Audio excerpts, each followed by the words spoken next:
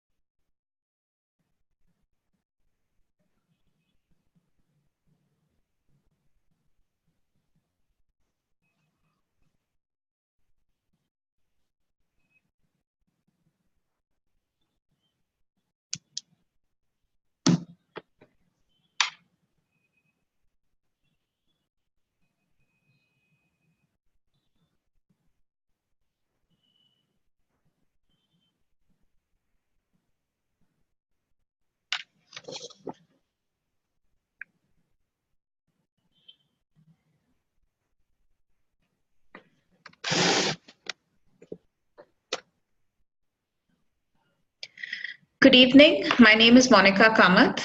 I am a verbal faculty with Crackverbal, and I will be the panelist for today's webinar.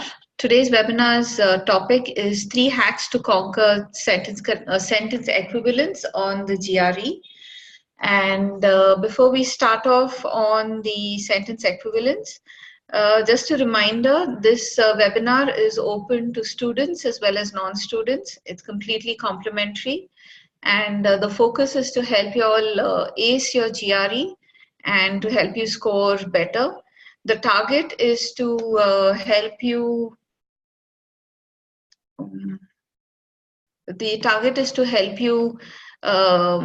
reach 330 plus, and the focus is on ensuring that you do not fall into the traps that the GRE specifically sets out in order to stop you from scoring better.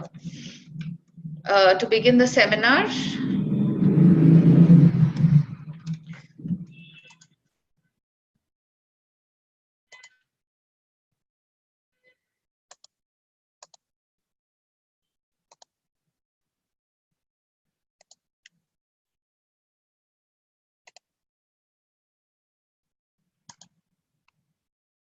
is my screen visible to all the participants? You can post your answers on chat.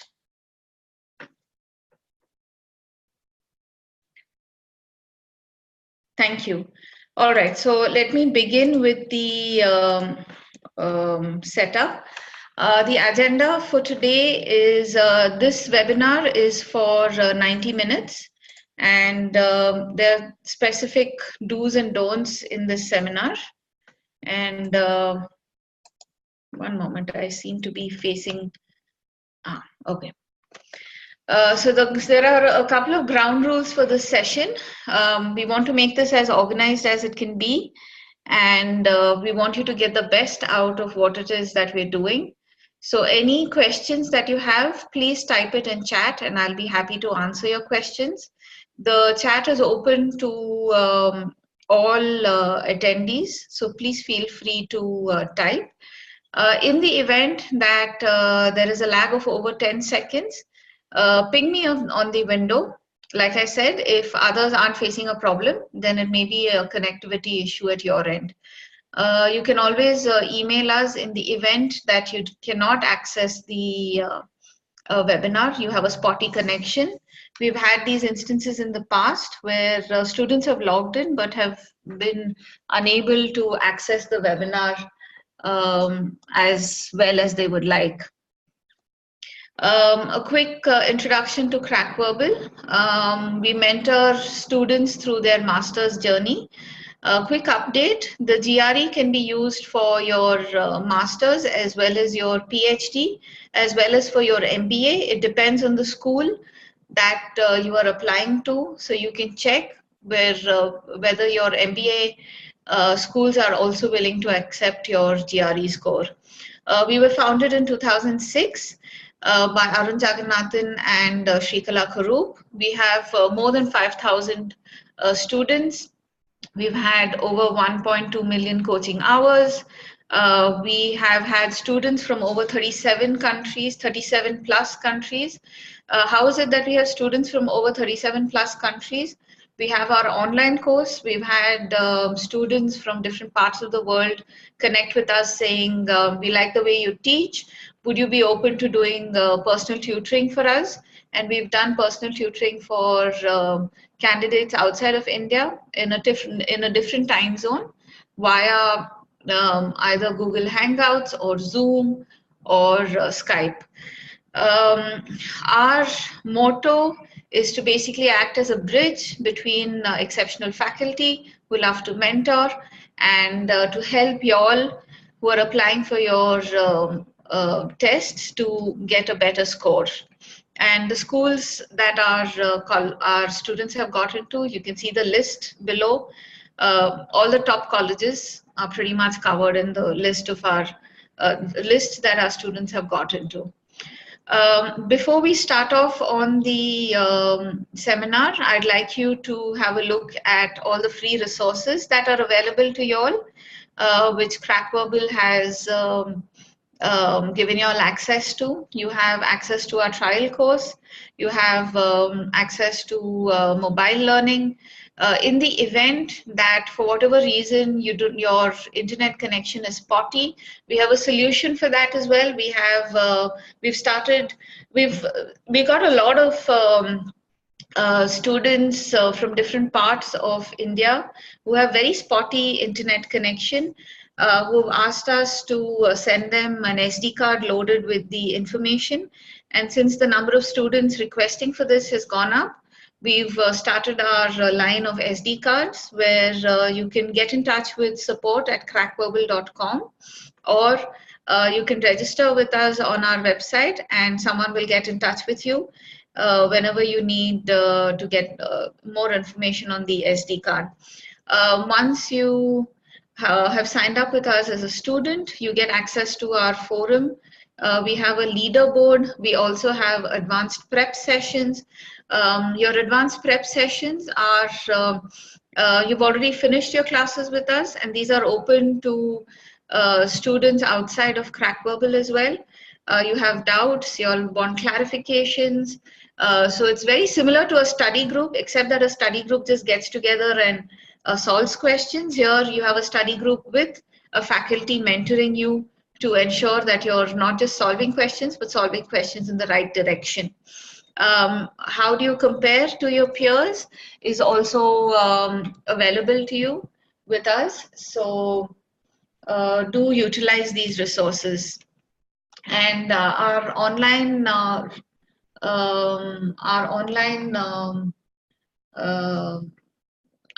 study program is flexible, so you can study at whatever pace suits you. We have free GRE ebooks. Feel free to access these. This is the link. I'll keep it available to you all to write this down. There's material here which you all can access and use for your prep. The link is https://gre.crackverbal.com/free-resources/ebook-library/.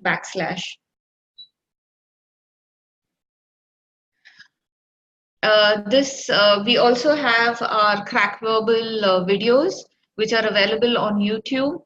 These are the list of videos that are available. You have the OG guide, you have the OG guides, you have vocabulary, you have tutorials. These are all aspects that will help your prep program. So please feel free to access this via YouTube. So youtube.com /user/Crackverbal videos. We also have GRE flashcards. These flashcards, please make note, these are specifically designed for Indian students because the predominant flashcards, the flashcards that are predominantly available in the market are meant for students whose first language is English, which does not suit the Indian thought process because each of us speaks a very different mother tongue. And you would see this for yourself every 20 kilometers, even though the language of the area is X, every 20 kilometers, you would see the dialect changing. And in order to make it very Indian, very accessible, the flashcards are specific to the Indian thought process. So please feel free to download these GRE flashcards as well. They're available at dropbox.com/S/Q0NZA2WOH6U7CK2 /flash space. It's mostly an _cards_pack_online.pdf !DL =0. Our GRE blogs are available for you all to use for your prep. So please feel free to access our blog. This gives you insights on what to expect, what kind of strategies that you should be applying, what you need to do if you want to apply to ISB. In today's session, I'm setting the expectations up front. What is it that you will get out of this sentence, of this session? Perspectives on dealing with sentence equivalence, effective strategies to avoid common traps built into the question type. The intent is to help you ace, which means that you will not please don't expect to become a sentence equivalence expert at the end of this webinar. That's a little difficult, and it's too miraculous for me to attempt to do in 90 minutes. So if there are any questions on whatever I've said so far, please drop your questions on chat. I'm always happy to answer your questions. As we continue forward, any questions here that you have during the presentation, please ask me, and I will be asking you all questions. And I would like for you to put your answers on chat. Your answers are visible to all the attendees as well as to me. So feel free to put in any questions that you have. Now, before we start off on sentence equivalence, I'd like to show you what the structure of a sentence equivalence question looks like. Typically, your sentence equivalence question has one blank. I repeat, one blank. One blank with 6 answer options. This is very different from your text completion question in that your text completion question can have anywhere between 1 blank to 3 blanks. And the number of options you are given, if it is 1 blank, you are given 5 options. Please ensure that you understand the difference between sentence equivalence and text completion. Sentence equivalence has 1 blank and 6 options. Text completion, if they give you 1 blank, it has only 5 options. If there is 1 blank, that's 5 options for text completion. 2 blanks, you would be given 3 options each. That is 3 options per blank. If you are given 3 blanks, the maximum number of options that you are given are 9, and thereby your options per blank would be 3, 3, and 3. Totaling to 9 in sentence of which in your text completion you are expected to put 1 answer per blank. In sentence equivalence, you are expected to put in one moment. You have 1 blank. You have 6 answer choices. You have 2 correct answers per blank. Now, when you look at this question, you would realize that out of the 6 options that are given to you, pretty much you may not know too many of the words. So this is where I will help you with your basics, and then we'll build it up to what the traps are that they place into your sentence equivalence.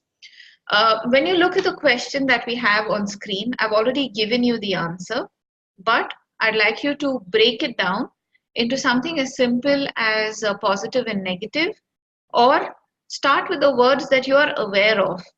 Now, when you look at our question, it says, no one uses landlines to make or receive a call anymore, comma, unless you live in the dash, comma, far away from cell phone towers. What, according to you, is a clue word here? What, according to you all, is a clue word here?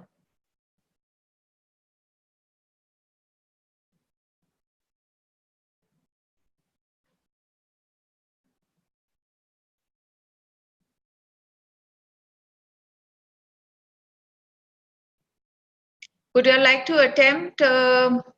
Correct. Far away from. Correct. Perfect. Now, if it has to be far away from cell phone, let's use common sense first, even before we go on to anything else. If you're saying common sense, now cell phone towers are easily available in cities, correct? Which means any of the answers which are as close as possible to a city.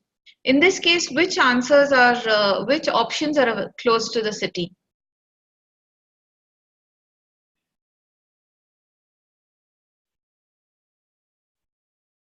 D and E. Yes, you cannot have. Yes, you can have A, D, and E. So clearly, an urban center will have cell phone towers, as will a metropolis. Right? Metropolis is a city, so which means again you have access to cell phone towers. Just outside of a city, what is the first aspect that comes up? Which is A, suburb, correct? So when you have suburb, you have, which means, for example, if you're looking at Delhi, the suburb of Delhi, we are looking at an NCR region. If you talk about Bangalore, you have the central district, and then your suburbs are Whitefield and your tech areas.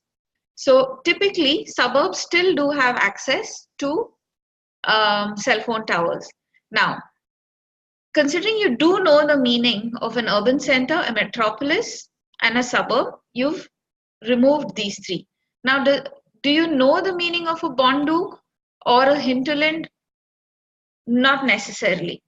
Ravines. Ravines is an easier word to know. Generally, most people know ravine. A ravine, what do you think a ravine is? Correct, Jayant? Ravine is a valley. Now, valley would just be, it can be a shallow valley, it can be just a valley. A ravine is a deep valley. Now, when you talk about deep valleys, are we talking about landlines? When we're talking about landlines and cell phone towers, if you're looking at ravines, you're looking at something similar to maybe the Grand Canyon. Now, in the American context, probably you do get connectivity at the Grand Canyon. But in this case, ravine typically does not fit into this in the context, and thereby ravine can be removed and thereby you're left with bonduks and hinterlands. While we're on the topic of bonduk and hinterland, I'd like you to understand the meaning. And in one of my previous webinars, I had spoken to you about how to club words that you don't know or may have a partial understanding of. One of the examples I had given was the etymology, which is you take the root word and then build from there. So hinter, Hinter. What is the meaning of the word hinter? Yes, hinter means back. Hinter means far and beyond. And thereby, if you're talking about hinterlands, you know you're specifically talking about remote areas. Correct. You're looking at remote areas. And when we talk of remote areas, it also means connectivity will be an issue, right? All right. Bonduks. Now, considering boondocks, you may or may not know the meaning, but considering none of the other options can fit in here, if you had to choose between a ravine and a boondock, in this case, if you knew the answer, if you knew the meaning, boondock would straight away be the answer. But if you had to choose between ravine and boondock, boondock would have to be your answer because ravine is a deep valley, not connected to the opposite of, what am I looking for? The opposite of a city. The opposite of a city is not a ravine. The opposite of a hill or a mountain is a ravine or a valley, right? So using this, we can pick out the right answer. Now, just one moment. For some reason, okay, please remember there is no credit for partially correct answers. This is not a case of I got 1 out of 2 wrong. I'm going to get half a mark. No, GRE works on binary. Either it's 1 or it's 0. There are no half marks. There is no availability. This thought process applies even for text completion. Out of 3, if you get 2 out of 3 right, does not mean you're going to get 2/3 of the mark. You just get 0. All right. Now let's look at the 3 traps that are set by the GRE. These are meant to confuse you. These are meant to make your life difficult. These are meant for you to fall into. So please be very, very careful. Now this is a question that I typically get in class. External context. That's trap number 1. Each of us comes from a completely different background. Some of us may be engineers. Some of us may be from a humanities background. Some of us may be from legal, some of us may be from social sciences, some of us may be statisticians, mathematicians. Whatever your background, please remember, the GRE is a standardized test, which means they want each of you to work on common sense and on a common ground. You cannot get in any external information that you know or have on the topic or the question that is being asked. This is extremely, extremely important. I cannot repeat this enough times. Please, if you are from a manufacturing background and your question is on a manufacturing topic, does not matter. Please understand that the same question is being asked to someone who is not from a manufacturing background, and thereby that person does not have access to the information that you do, and the probability of you using external context, subject matter expertise that you have, and answering the question is very high. I need you to step out of that and completely move only with a GRE mindset. All right. Now, when you look at this question, the Scary Movie series is a set of Dash films since it has collectively grossed over $818 million at the box office worldwide.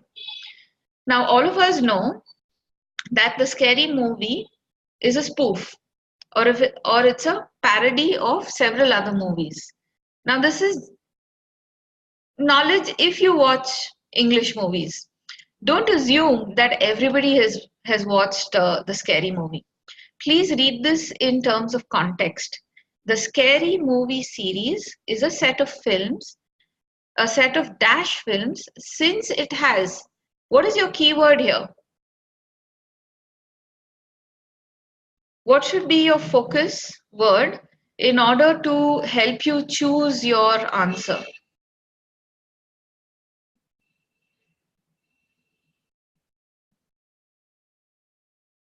What is your focus word here in your sentence? Correct, Jayant? Correct?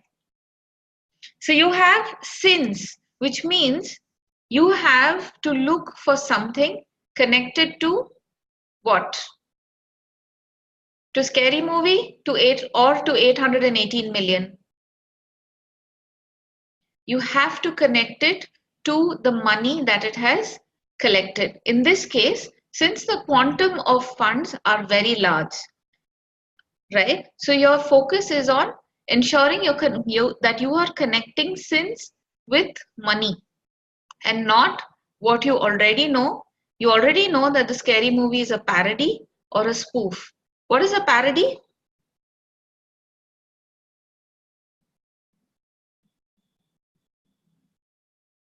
Correct? You're making fun of somebody.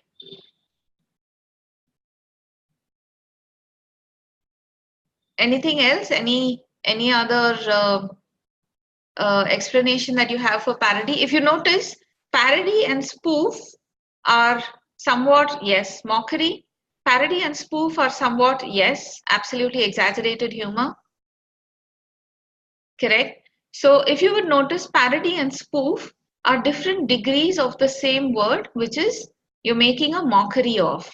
Now, considering this is not about making a mockery, parody and spoof can be removed. But please keep in mind this example because there is one more trap that the GRE expects you to fall in.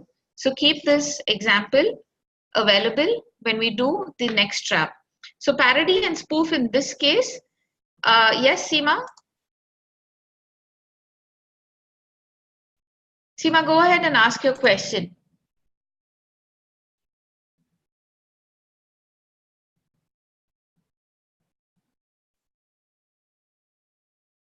Seema, would you like to post your question on chat?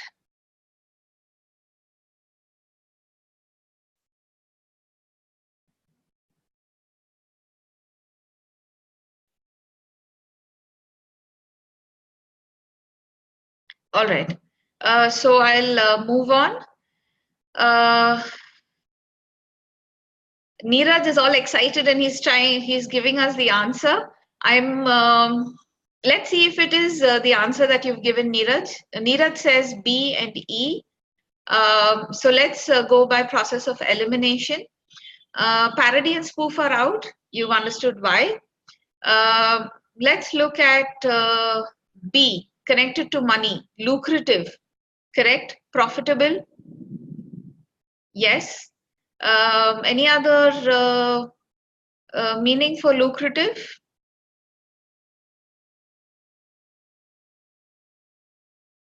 That there is money to be made.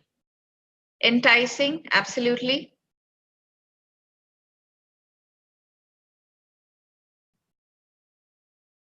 You are allowed two correct answers, Seema. In sentence equivalence, two correct answers are expected. No part marks. So I'm looking for two correct answers. Profitable is one of the correct answers. What could be the other correct answer? Neeraj, so you're right. E is one of the correct answers.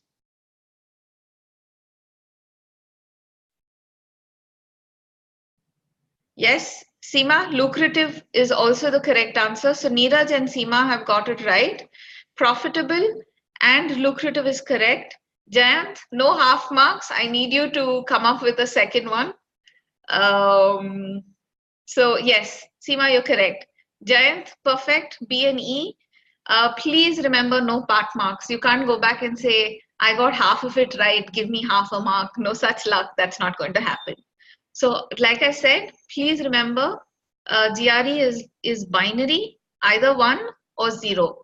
So please attempt to get that 1. All right. Now, why would we not look at the other options? We've already removed parody and spoof. Let's look at disjointed and heterogeneous. Does disjointed even fit into the context here? Disjointed is, what does it mean? Very absolutely disconnected. Does it fit into the context here? Please remember sentence equivalence. Yes, I will come to that, which is why we're looking at going backwards. I will also break it further into positive and negative. This is to answer Kiran's question. I will remove the wrong options and then I will break it down again into positive and negative and then take it forward. So you have disjointed. Disjointed is disconnected. And in this case, disconnected cannot fit in as the answer. You also have heterogeneous. What is the opposite of heterogeneous? Correct, homogeneous. To give a very simple example, if I show you two glasses, one glass has milk and one glass has water. Now, when I present these two to you, homogeneous, okay, I'm explaining the meaning of heterogeneous and homogeneous. When I present these two glasses to you, they are two heterogeneous liquids. One is milk and one is water. If I combine milk and water into one large jug, they become one homogeneous mixture because milk and water gets mixed. They are of equal quantity, right? But now I cannot call them heterogeneous because they are mixed and they have become one liquid. This is the difference between heterogeneous and homogeneous. Heterogeneous can also be, if you, I'm going to go on a different tangent here. This is to help you build your vocabulary. Take the word hetero, Hetero. I would like you to use hetero and homo. Yes. Seema is correct. Milk and water are heterogeneous separately, but when they are mixed, they become homogeneous. They become one liquid. So, as a bit of a vocabulary building exercise, I'd like you to take the two words hetero, hetero, and homo, and extrapolate this to several other words. You would get the easiest example that comes to mind is heterosexual and homosexual. Heterosexual, yes, hetero is different. Heterosexual is in the context of humans, humans or most living beings other than earthworms. You have heterosexual is that you have male mating with female. Homosexual is when the two sexes of the same kind mate with each other. So you have female with female, male with male. This is the easiest example that comes. The best, just from this hetero and homo, hetero would mean different. You have two different sexes. Homo means one. No, Seema, homo means one, hetero means two. So homogeneous is that you have one, you've combined it and they've become one. Hetero is that you have two separate entities, two distinct separate entities.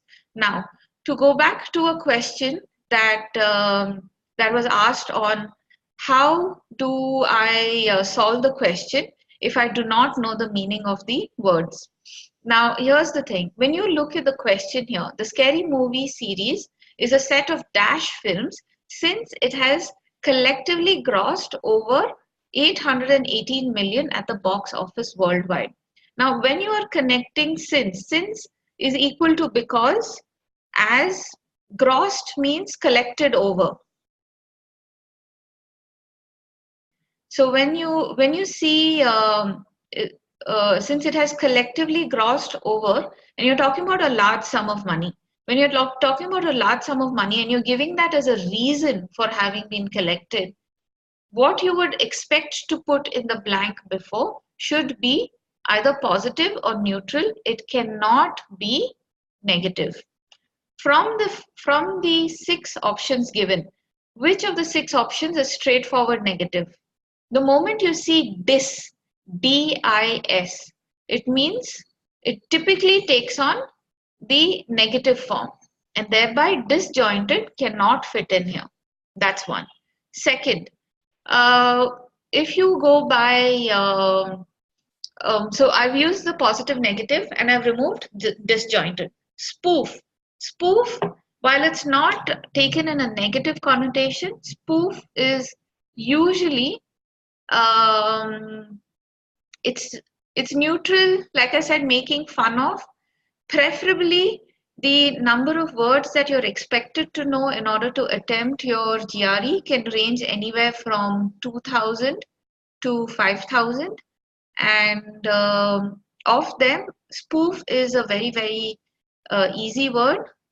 Typically, out of your 6 words, there may be a chance. Seema, we've done how to build your vocabulary in a seminar previous to, not last week, the week before that. Please write into support@crackverbal.com, sorry, not support, you can write into prep@crackverbal.com and we'll send that webinar to you. All right, prep@crackverbal.com. So once you've built your vocabulary, it should be easy to differentiate because you would have used the tools that we've taught you, and just from etymology and from using your prefix, suffix, antonyms, synonyms, you should be able to answer most of the questions that are thrown at you. This is one of the traps. Now, what we need you to remember is external knowledge. I cannot, like I've said before, please, very important, external knowledge must never come into play while solving sentence equivalence questions. It's very important. You may, like I've said, the example I've given, you may be from a manufacturing background, the question may be from manufacturing. You may understand the concept or the context, but someone else will not have the understanding of that concept or context. Please understand that this is a standardized test. That person is not expected to have the context, and thereby common sense has to be applied, which is applied across the board. It cannot be that you have some sort of special knowledge and you're going to attempt it. Then it doesn't become a fair testing, and which is exactly what GRE has set out to avoid. So please remember, they will give you questions specifically on topics that most of us are aware of. It'll be on movies, it can be on education, it can be um, on aspects that everybody knows. But please ensure that unless it is common sense or common knowledge, do not apply any external thinking. Also, GRE sets the rules and the limitations within which you're expected to participate and expected to learn. Please ensure you stay within that box. I stress on this very often in my classes, GRE and GMAT alike. Both standardized tests specifically draw the borders. This is very similar to something called as the newspaper dance. The newspaper dance is when Seema, I will answer your question at the end. When the newspaper dance is when you have you're given a sheet of paper and the music is played, and the moment the music stops, you fold the paper and you have to continue to dance within that newspaper. That's how your GRE and GMAT is. Every time the music stops, the paper's folded, you have to dance within that paper, which effectively means the better you are doing. Since it's an adaptive test, your questions are going to get tougher and tougher. The paper within which you have to dance will get smaller and smaller, and ensure that you stay within that. All right, which is why we say do not think out of the box. You're not expected to think out of the box. Stay within the box of the question's logic and intent to find the right answers. Please always go by context which the question has drawn basis the logic and intent, not uh, not any external knowledge that you may have access to.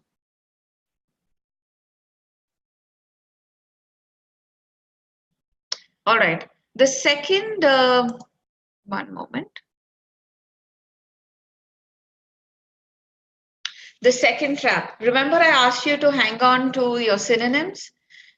Please remember, just because you see synonyms in the answer choices, don't assume that the synonyms are always right. This is where they make your life difficult. They will give you two options which are synonyms. You're like, okay, this one word should fit in. Let me look for a synonym to this word and fit that in as well. Not necessarily. Contextually, please take the correct word. Just because one word fits in, looking for a synonym and putting that synonym in is not going to solve your question. All right. I'd like you to look at this question. Aaron has the ability to convince anybody with a clever use of his words. A dash that is considered a valuable asset for sales for a sales professional. First, I'd like you to point out the synonyms here. Have a go and point out the synonyms in this.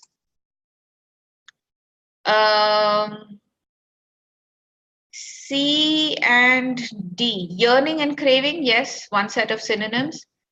A and F, position and role, second set of synonyms. Now, I would like you to take these pairs and see if they actually fit into your sentence contextually. Aaron has the ability to convince anybody with a clever use of his words. A, position that is considered a valuable asset for sales professional. Do you think a position that is considered a valuable asset? No, no, that is not the correct answer, Seema. Position does not fit in here. Now let's take role. Aaron has the ability to convince anybody with a clever use of his words, a role that is considered a valuable asset for sales professionals. Correct. Sales professional is the position, and thereby you cannot have position or role in this case. So you've used logic and you've eliminated position and role, which happen to be synonyms. Please ensure just because they are synonyms does not mean the pair has to go out or in together always. In the previous question, you noticed we had synonyms there as well. Just because they were synonyms, I did not remove them because they were synonyms. You have to see whether they fit or not and then only put it in. Now let's look at C and D, yearning and craving. Yearning and craving contextually definitely doesn't fit in. Aaron has the ability to convince anybody with a clever use of words.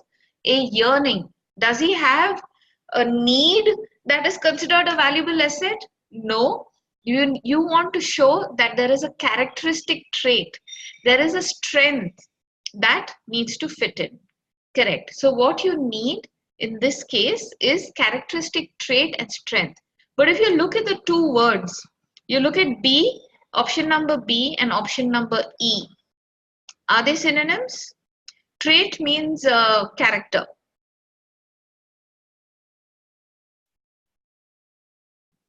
Seema, trait means character.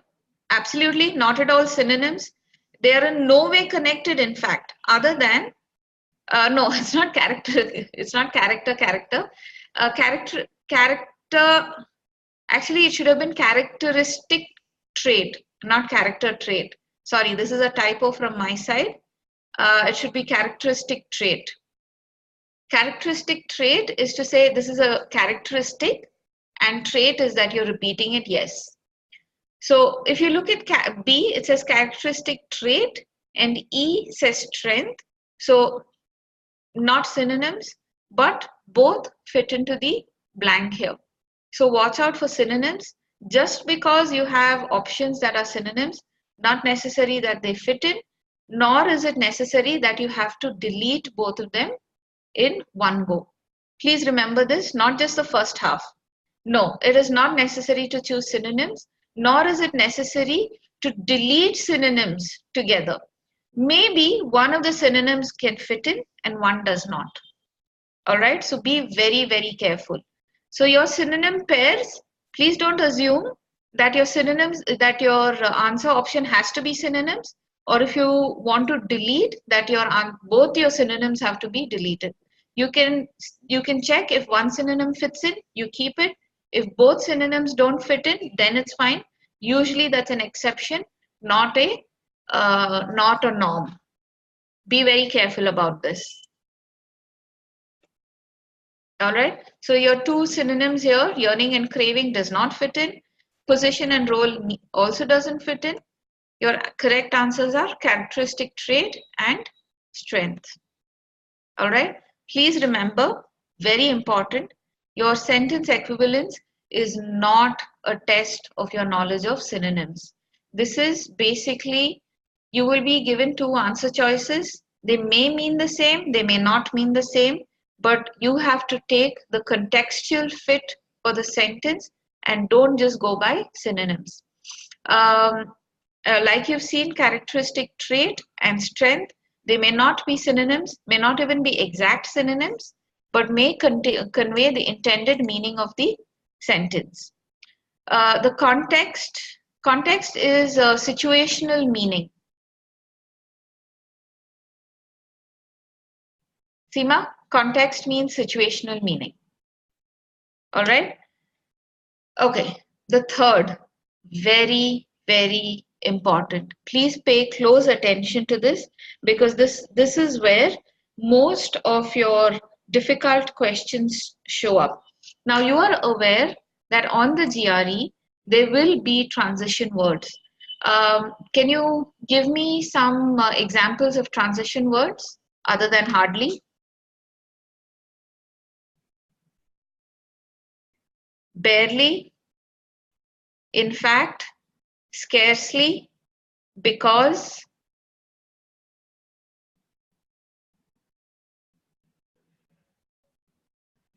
also, but, or, neither, therefore, hence, thus,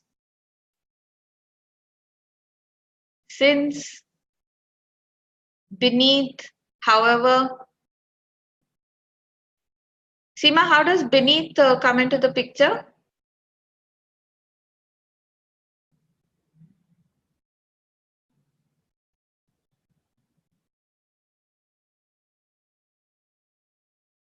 Beneath, yes, means down.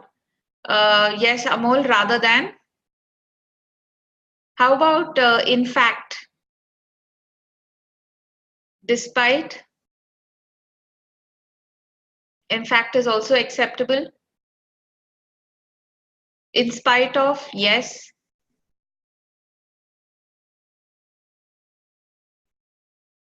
Any other transition words? Beyond, albeit, nevertheless, absolutely good catch, Kiran. Besides, although. I was wondering when someone would come up with although. Good catch, Amol. Bereft of, yes, acceptable. Any others that you can think of? On the other hand, absolutely. What about except? Absolutely. What about not only but also? On the flip side, yes. What about not only and but also? Acceptable? Yes, absolutely acceptable. Agglomerating. They rarely put in agglomerating in your question. This is usually in your answer choices. What does agglomerating mean?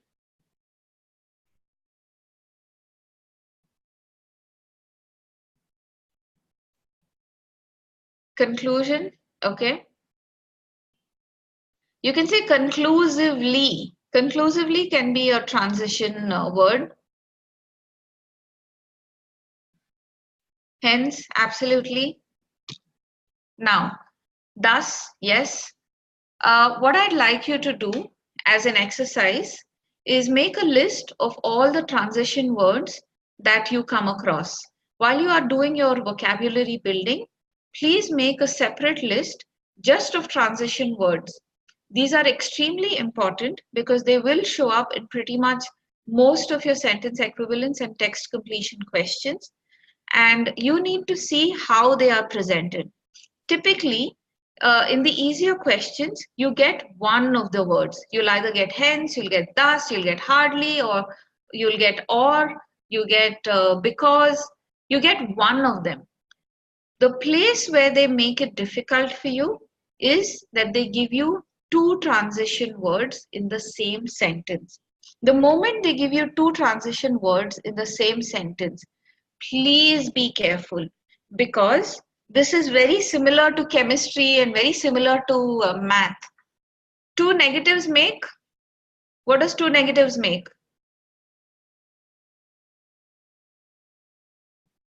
Absolutely. Two negatives make one positive. So when you look at this specific sentence, right, it says, although it does contain some pioneering ideas, comma, one would hardly characterize the work.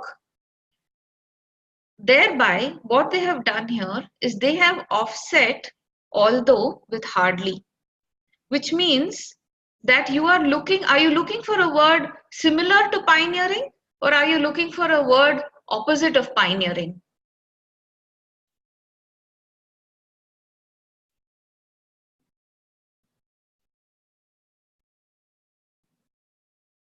Neeraj, read the question very carefully. It says, although it does contain some pioneering ideas, one would hardly characterize the work as.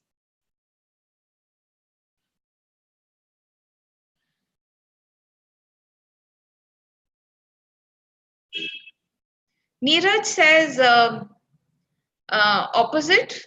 Sorry, Neeraj says opposite.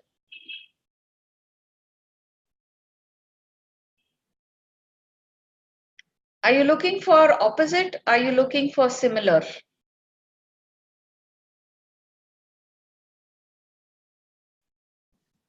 Be very, very careful. Read it very carefully.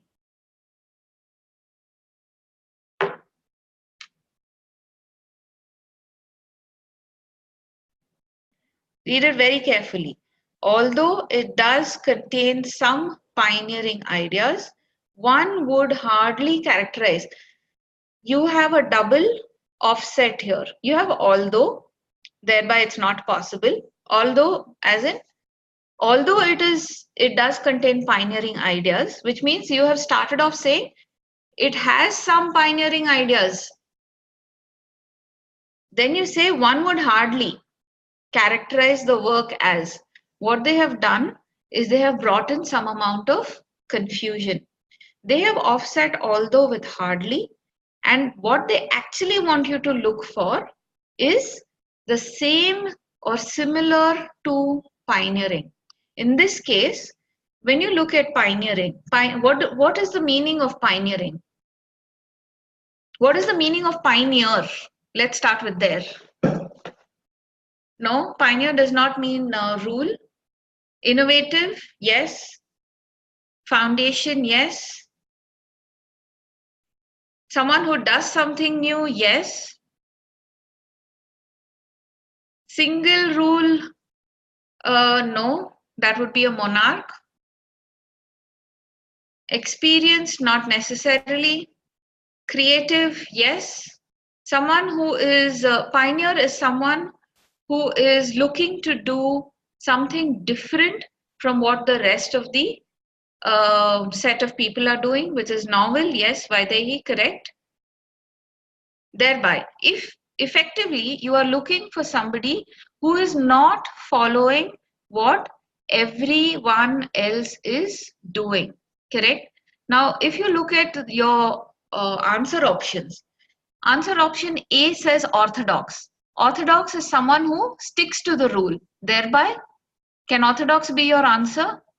Orthodox is your exact opposite of pioneering. Thereby, you cannot have orthodox as your answer. I would like you all to attempt this and tell me what you believe could be the right answer here. Two right answers, sorry.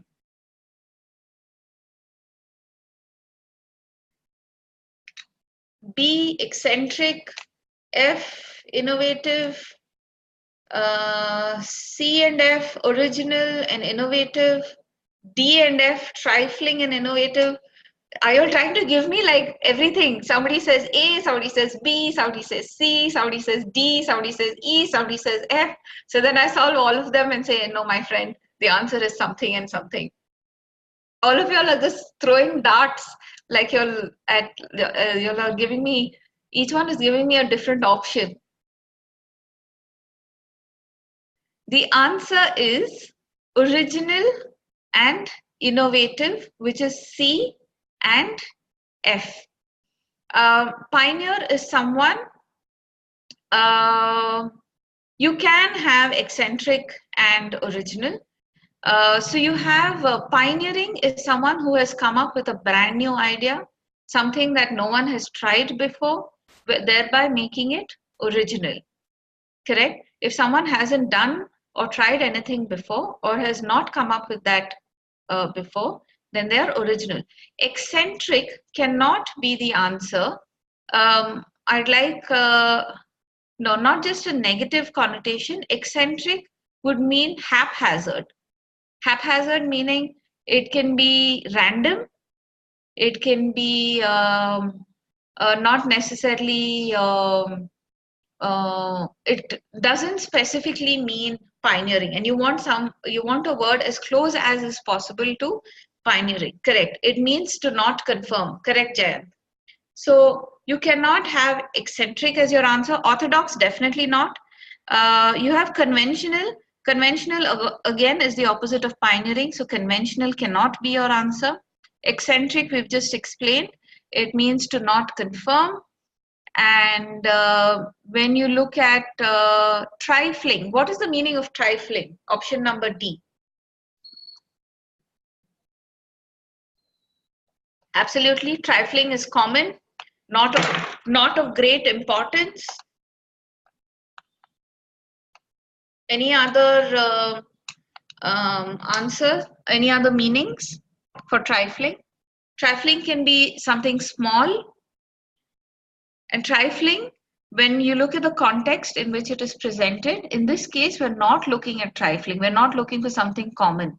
We're not looking for something that confirms. We're not looking for something that is conventional. We're not looking for something that is orthodox.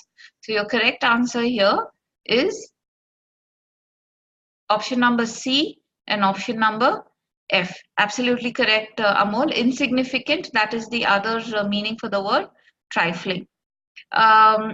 So when you are solving your questions, please look out for these three traps. They tend to be placed in such a manner. You tend to see the most obvious transition word, but you tend to miss out a double transition word. The moment you see two transition words, that's why we call the trap 3 as double trouble. The moment you see two transition words in one sentence, please be very careful whether you're looking for the negative connotation, the positive connotation. Are you looking for a synonym? Are you looking for an antonym? Be very, very, very careful. All right. Look at the examples that we have here. There are few reasons to dislike John. He is considered affable and down to earth. So are you supposed to like John or dislike John?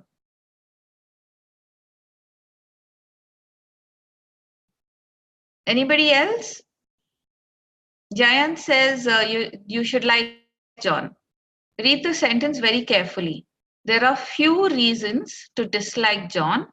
He is considered affable and down to earth.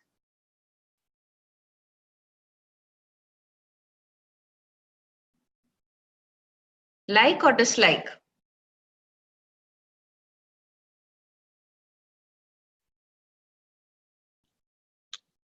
Anybody else? Correct, Jayant and Neeraj? Absolutely. Would anyone else like to attempt this?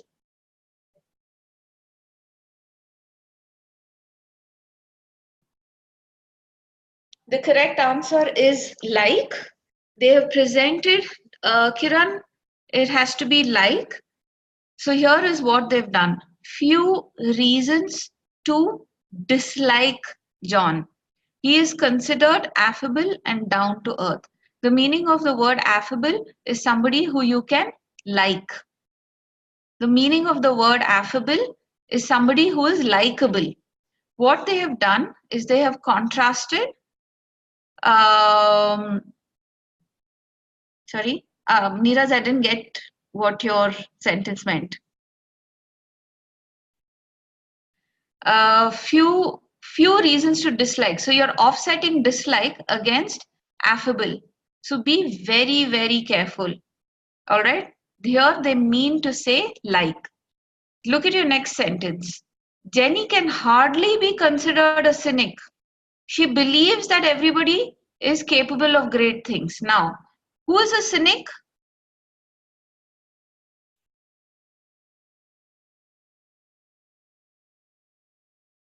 Cynic is someone who has difficulty trusting people. Cynic is someone who usually sees the negative aspect of most things. Correct? Questions everything. Correct? So now when you look at your sentence, Jenny can hardly be considered a cynic. Then you have the exact opposite of it. It says she believes everyone is capable of great things. Now a cynic is someone who doesn't trust, someone who questions everything, someone who looks at anything through jaundiced eyes. So the opposite of jaundiced eyes is to wear rose-tinted glasses. Correct? So when you wear rose-tinted glasses, it means that whatever anybody does, you believe the best in them. Somebody who has jaundiced eyes, jaundice is yellow, and anybody who has jaundice has yellow eyes. So when you say anybody who looks at it through jaundiced eyes, you're basically saying that no matter what anybody does, you're always going to look at it and say, oh, I don't believe in the good things in life. No, I don't trust what this person is saying. Everything is questionable. Here, you are offsetting cynic with hardly. And you're going to go ahead with Jenny. Now, is Jenny a cynic or not a cynic?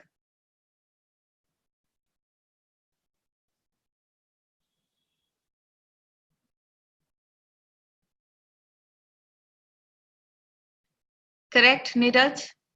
Jenny is not a cynic.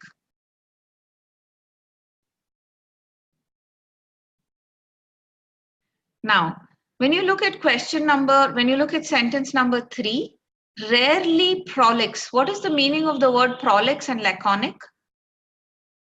What is prolix? Let's start with prolix and then go on to laconics. Prolix is verbose, talkative, lengthy, what we call verbal diarrhea, somebody who speaks a lot, talkative. So rarely talkative, correct. Laconic is someone who speaks to the point. Correct. Jayant, correct. Now, I'm assuming most of you all have watched Harry Potter.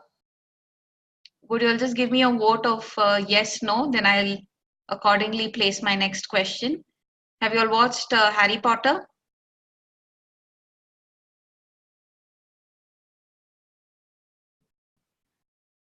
Okay, I've got 4 yeses so far. All right. So to all of y'all who have watched Harry Potter, you know now that prolix is somebody who's talkative and laconic is somebody who speaks to the point or who speaks very less. Was Professor Snape prolix or laconic?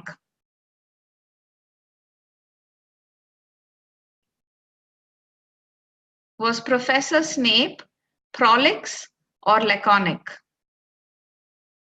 Prolix means talkative. Laconic means speaking to the point or very briefly. Correct? Professor Snape was laconic. Can you give me an example of someone from the Harry Potter series who was prolix? Not someone, actually there's more than one. But the most obvious, who do you think was prolix? Giant, not Ron, someone else, but close to Ron.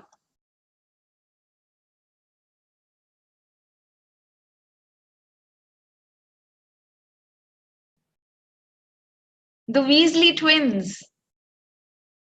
Look, go back and think about it. The Weasley twins were prolix. They were always talkative. They were always looking to cause trouble, right? They were very talkative. So when you want to remember these words, attach it to something fun. This is one of the ways in which you can build your vocabulary. Attach the word to some sort of a situation or a context that you are familiar with. So when you look at words like this, the easiest way to remember, prolix, laconic, Snape was laconic, prolix, Fred and George Weasley were prolix. Now, in this specific case, rarely prolix. Hermione, Revati, why is Hermione prolix? She's very opinionated, not necessarily prolix.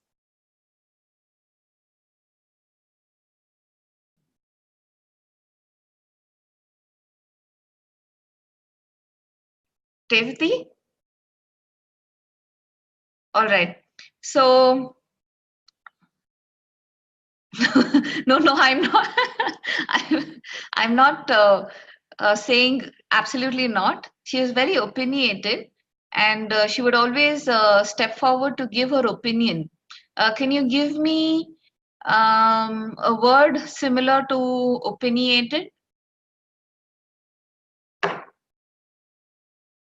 Give me a synonym for opinionated.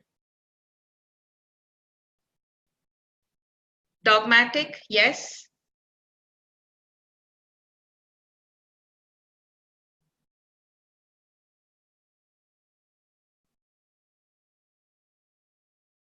Any other?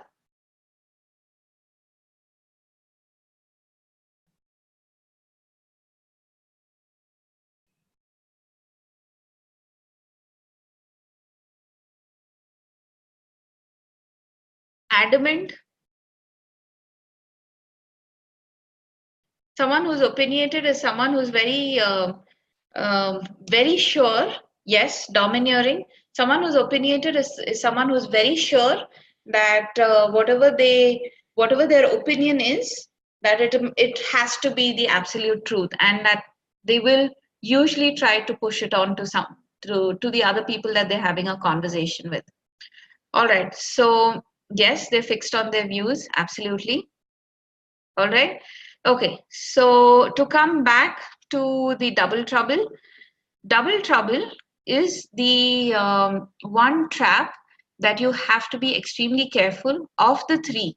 Your first one was external context, very important, because we have a tendency to fall into this trap. We come with some amount of knowledge baggage, that's what we call them, knowledge baggage, which we tend to use to color our questions. Please do not do that.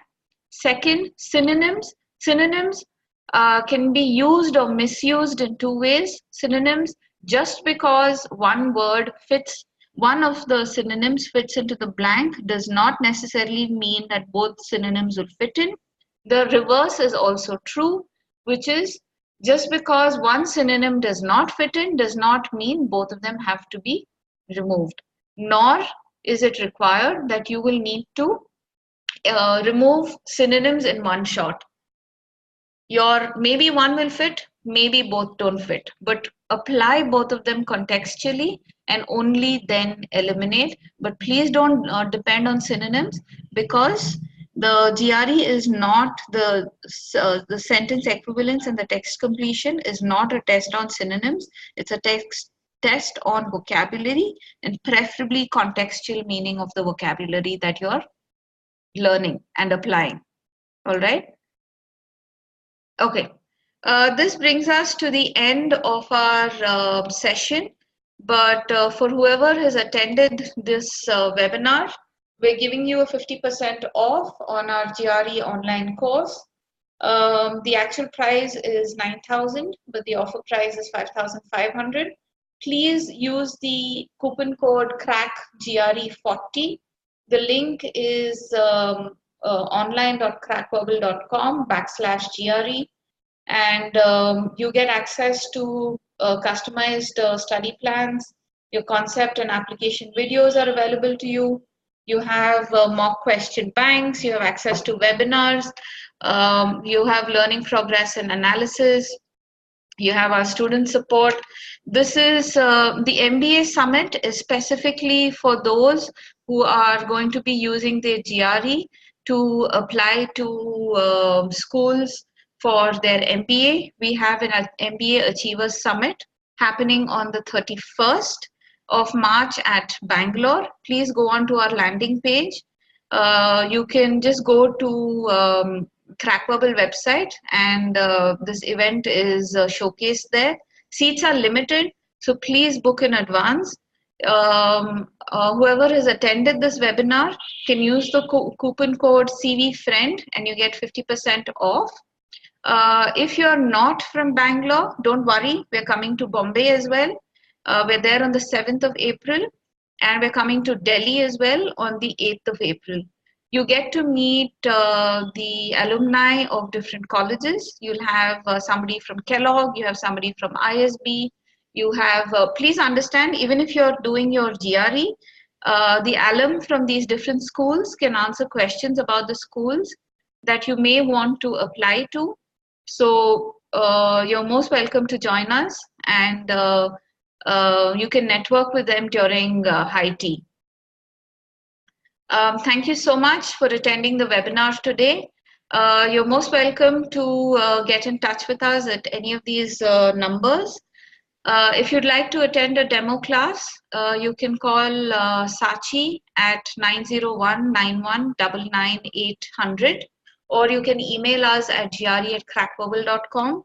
You have, I've given you access to the, how to register for the summit. Jayant, you can just go on to the Crackverbal website, and I'll also paste the link here. Would you give me a moment, please?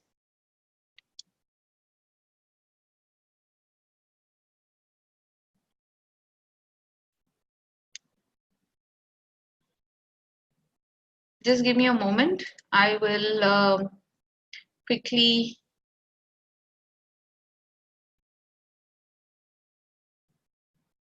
If you do a Google search, I hope my screen is still visible to you all. You can just put MBA Summit. Sorry, you can put Crackverbal MBA Summit 2018.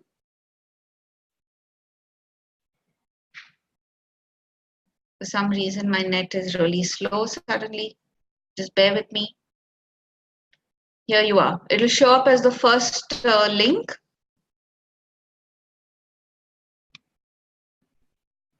And you have the tab. Is my screen visible to all of you? Can you see the tab showing MBA Achievers Summit 2018? One moment, let me do a new share here. Is it available? Is it visible to you all now? All right, so all you need to do, I'll show you what I just did. I'm going back. I typed in Crackverbal MBA Summit 2018 on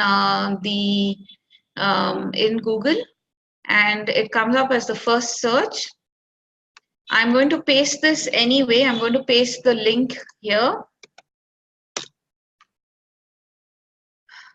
Please feel free to click on the link, and you can register for the summit.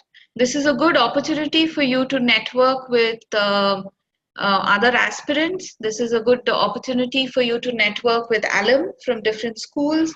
We have speakers. We also have alumni from one of the colleges who has gone on to become the country manager for Prodigy Finance. So he will be also talking about how to finance your study abroad, or for your, this is applicable to your MSc, for your PhD. So please feel free. There is going to be a session on how to finance your masters abroad. So do use this as an opportunity to come and spend some time with us. I'll give you the code, the coupon code again, where you get for having joined us at this seminar, at this webinar. Sorry. You have the coupon code CV friend for 50, and you get access to it at 50% off. I'm pasting the coupon code here as well. CV friend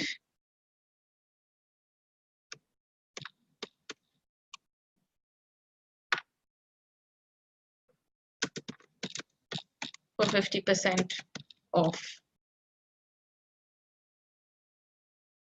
All right.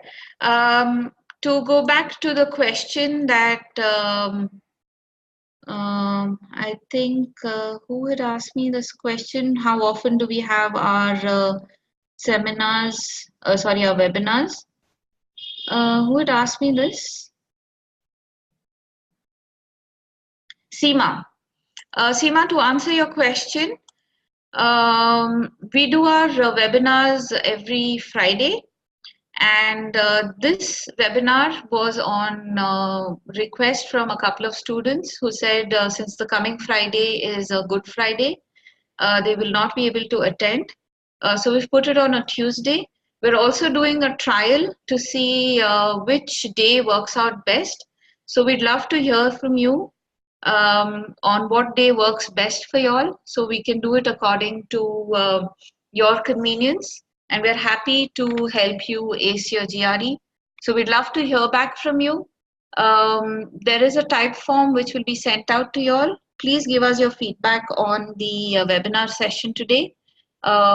We'd be happy to accept your inputs. And if there are any areas of improvement or you think we've done well, we'd be happy to hear from you.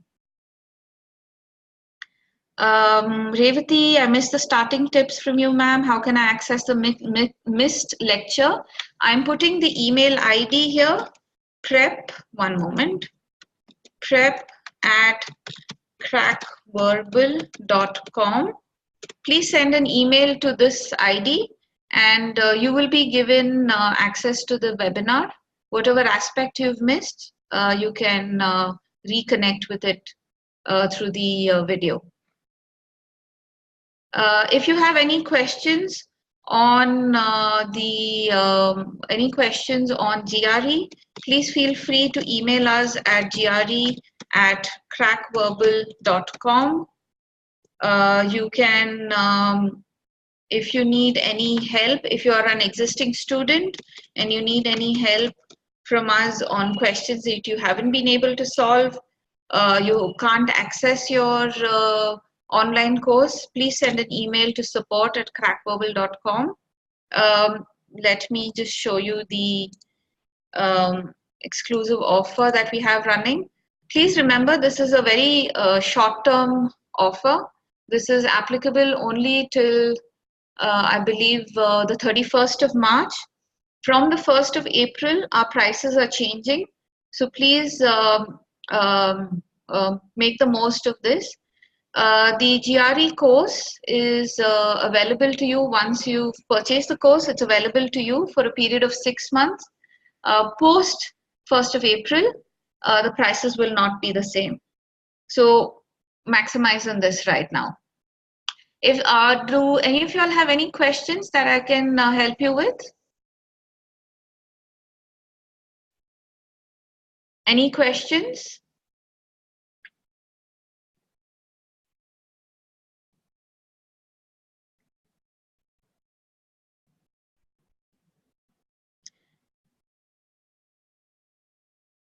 No questions?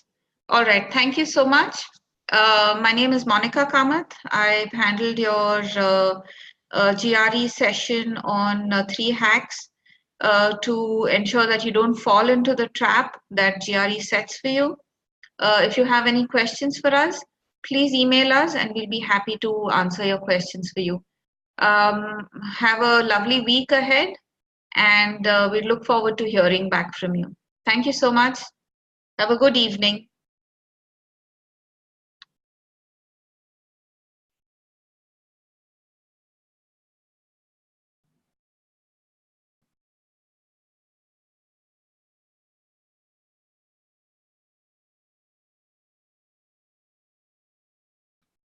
Thank you. I will be. Thank you so much, Neeraj. So I will be ending the webinar. If there are any questions, please email us and we'd be happy to answer these questions for you. Thank you so much.